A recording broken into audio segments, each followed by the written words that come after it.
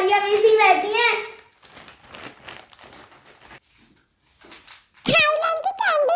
Guys मैंने हर एक variety उठा ली है और मेरे को कुछ भी समझ में नहीं आ रहा है कि इन पर क्या लिखा हुआ है। क्यों?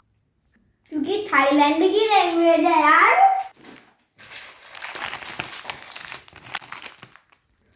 गाइस देखिए ये वहाँ का स्पेशल फूड है, ये मैंगो से रिलेटेड है, ये प्लम है, ये चेरी है, ये ऐसी सब चीजें हैं। गाइस अच्छा लगा ना, सब्सक्राइब करो।